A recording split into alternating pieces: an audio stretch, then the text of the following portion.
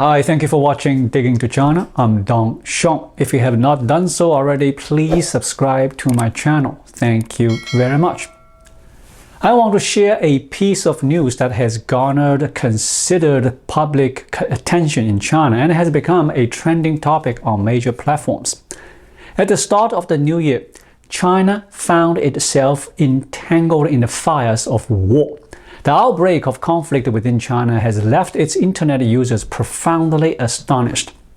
Starting off the new year, the world is far from peaceful. Russia and Ukraine are in fierce conflict, exchanging bombings even on New Year's Day. The Gaza war sees Israel successfully targeting Hamas leaders. Meanwhile, Japan experiences a major earthquake and a plane collision causing a fire. Amidst global unrest, on January 3rd, the flames of war have unexpectedly reached China. Currently, the Chinese state media, including Xinhua News Agency, CCTV, and the People's Daily, has not covered this news. It has only emerged on China's social media platforms, particularly gaining popularity as a trending topic on Weibo. What's the news about? It involves foreign artillery shells landing in Chinese territory. The official response from Yunnan province states that the injured have been taken to receive medical treatment. Doesn't this imply that the impact of war has reached China? Confirmed on January 3rd by the propaganda department of Zhenkang County Committee in Yunnan province, a foreign artillery shell landed in the territory of Nanshan town, causing injuries to local residents. Zhenkang County shares a 96-kilometer border with the Kokang self-administered zone in northern Myanmar. Local media relying on road surveillance footage reported that the misfire occurred on Wednesday afternoon, hitting a road near the community in Nanshan town, Zhenkang County. The explosion raised a substantial dust cloud, and the tree branches along the roadside scattered due to the impact. Reports circulating on the Chinese internet suggest that a total of 5 individuals sustained injuries in the incident involving the misfired artillery shell. Footage captured on mobile phones at the scene depicts injured civilians lying on the sidewalk after the explosion. With evident blood stains on their clothes, onlookers are seen gathered discussing the situation, and a nearby shop owner mentioned that the shockwave from the artillery blast caused damage to the walls of their store. Personnel from Zhenkang County People's Hospital informed the media that on Wednesday afternoon they received and treated a total of 5 individuals injured in the artillery explosion. Staff from the Zhenkang County Committee Propaganda Department stated to the media that following the incident, citizens promptly called for ambulances to transport injured to the hospital for treatment. Here are my takeaways. To begin with, this isn't the first occurrence of shells from the internal conflict in Myanmar landing in China. The previous incident took place on May 14, 2015, when 2 shells also landed in a residential area in Nanshan town, Zhenkang County, resulting in injuries to 5 people. It's quite curious that in both incidents involving Myanmar shells causing harm to Chinese citizens, the number of injured individuals remains consistently at 5. In the 2015 incident, the Chinese state media, including Xinhua News Agency, CCTV, and the People's Daily, reported on the event. However, this time, the Chinese authorities are reluctant to acknowledge or report on the incident. The puzzling aspect is why the Chinese officials are hesitant to confirm and cover the details this time. Secondly, the Chinese Ministry of Foreign Affairs refrained from issuing an immediate condemnation statement. Following the prior incident of Myanmar's shelling landing in China in 2015, the ministry promptly released a statement affirming discussions with Myanmar authorities to prevent the recurrence of such events. However, this time, the Chinese Ministry of Foreign Affairs did not make such representations promptly or did not disclose them, which is indeed noteworthy. During the regular press briefing on the following day, China's Foreign Ministry spokesperson Wang Wenbin commented on the incident of Myanmar's artillery shells landing in Chinese territory. He emphasized, China once again calls on all parties involved in the conflict in northern Myanmar to cease fire immediately and take concrete measures to avoid further incidents that may endanger the peace along the China-Myanmar border and the safety of Chinese personnel. However, Wang Wenbin did not provide details or confirm the precise number of Chinese citizens affected by the misfire of the bombs in Myanmar. Thirdly, the current Myanmar internal conflict diverges from past situations. Historically, China's involvement in conflicts between local militias and the Myanmar government army has been discreet, with the Chinese Communist Party quietly backing one faction. However, the present scenario is distinct. The local militias engaged in the Myanmar internal conflicts are receiving semi-public support from the CCP. The weaponry utilized by these rebel forces is provided by the CCP and includes more advanced equipment from the Chinese military.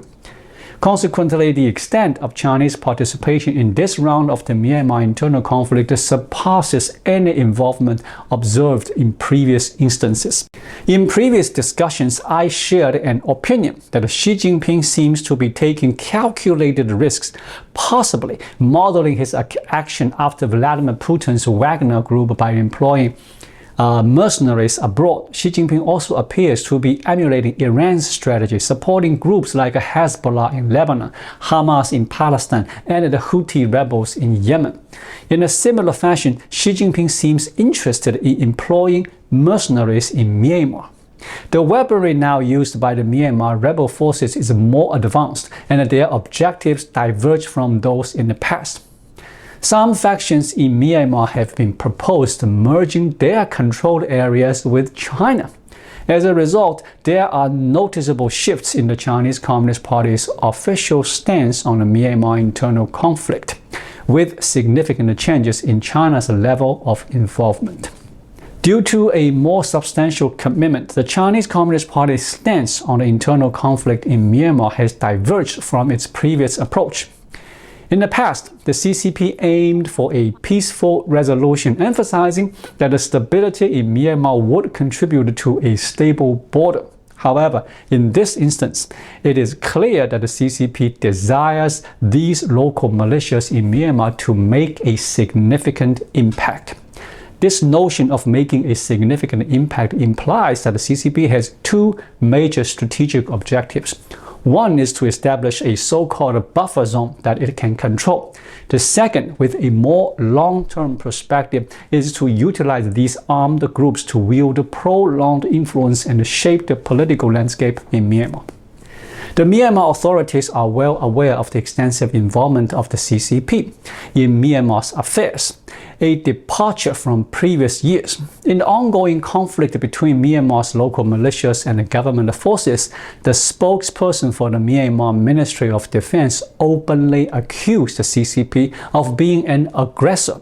This indicates that the CCP is not merely a covert supporter but actively engaged in the current situation.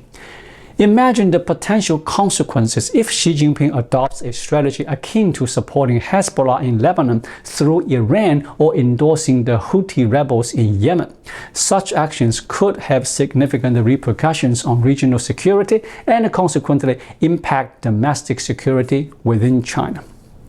Xi Jinping may think that building up a mercenary force could serve his purpose, but I believe he might not have full control of its deployment, and the associated risks might be challenging to entirely prevent or manage.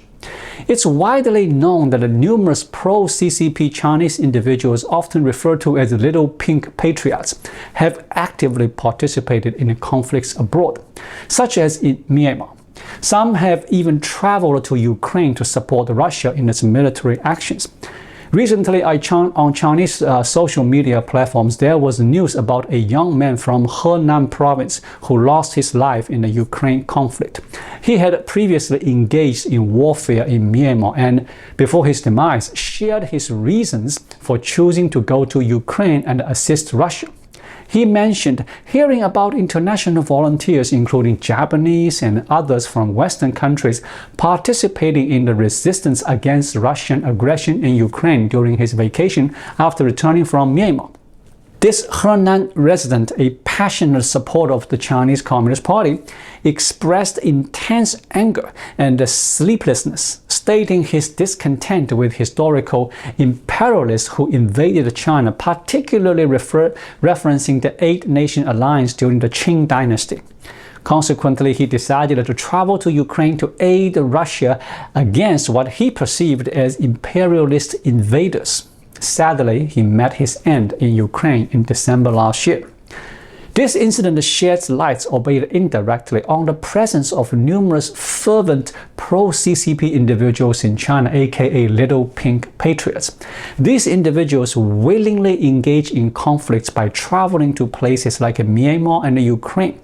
Historically, involvement in Myanmar's conflicts was concentrated along the China-Myanmar border, with locals from Yunnan province being the primary participants. However, recent developments indicate that individuals from various regions within mainland China, including Henan, Hunan, and Zhejiang, are now actively participating in conflicts in Myanmar.